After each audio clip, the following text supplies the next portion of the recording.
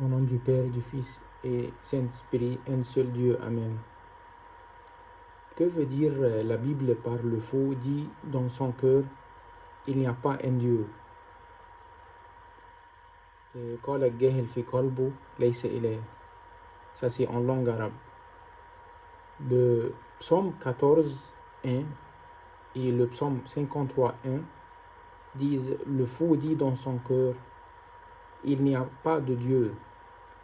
Certains croient que ces versets veulent dire que les athées sont stupides, qu'ils manquent d'intelligence, mais ce n'est pas la seule signification possible du terme hébreu traduit par faux. Dans ce texte, il s'agit du Nabel, qui désigne souvent une personne impie sans aucune notion de vérité morale ou religieuse. Ce texte ne parle donc pas des gens peu intelligents, mais des pécheurs. Autrement dit, nier l'existence de Dieu est un acte de méchanceté, souvent accompagné d'une mauvaise vie. Le verset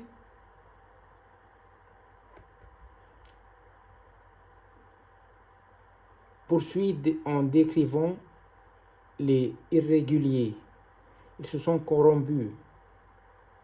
Ils ont commis des actions abominables. Il n'y a aucun qui fasse le bien. Le psaume 24 est une étude de la dépravation universelle de l'humanité.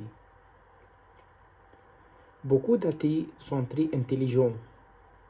Ce n'est pas son intelligence ou son manque d'intelligence, mais son manque de justice qui mène une personne à rejeter la foi en Dieu.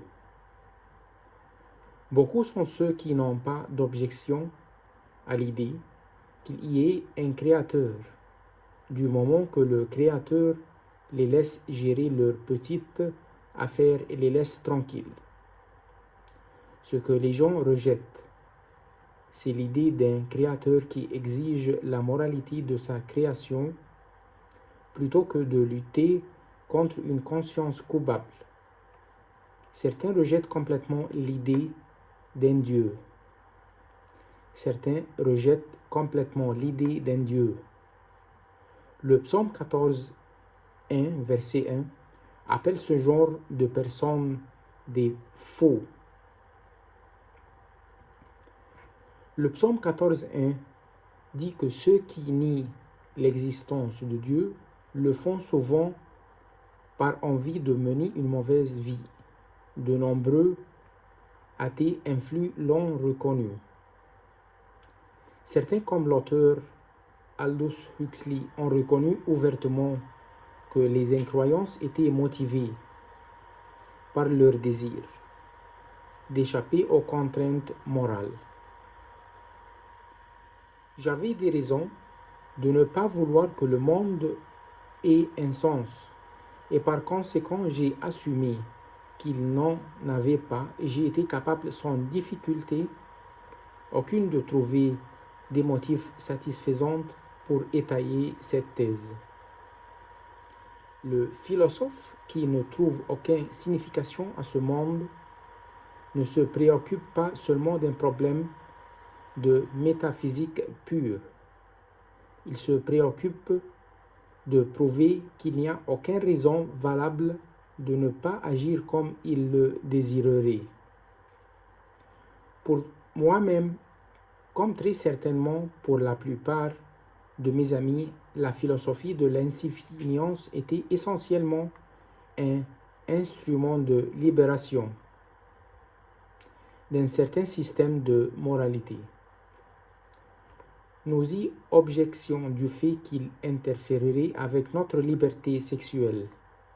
Les partisans de ce système affirmaient qu'il incorporait de la signification.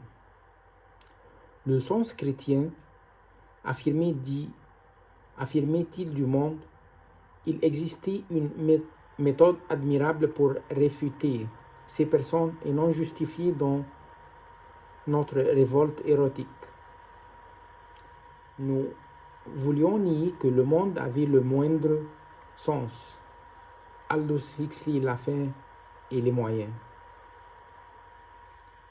La foi en un être divin s'accompagne d'un sentiment de responsabilité vis-à-vis de lui.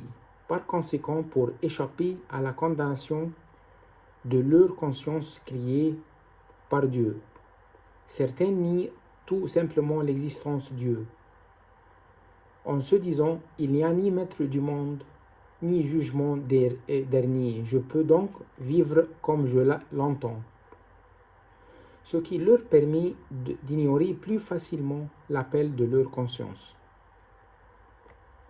Chercher à se convaincre qu'il n'y a pas de Dieu n'est pas sage. Le sens de ce verset est qu'un cœur impie et pécheur nie l'existence de Dieu contre toute preuve du contraire, notamment sa propre conscience et l'univers dans lequel il vit.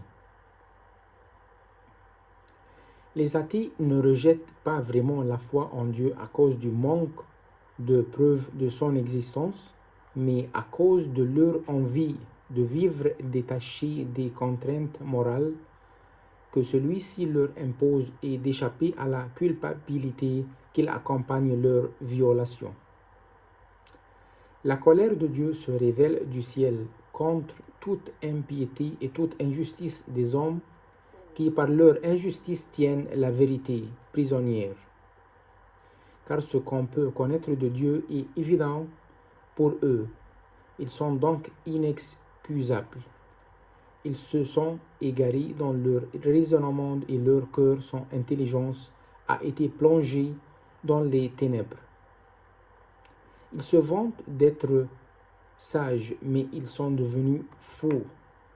C'est pourquoi Dieu les a livrés à l'impureté par les désirs de leur cœur, eux qui ont remplacé la vérité de Dieu par le mensonge.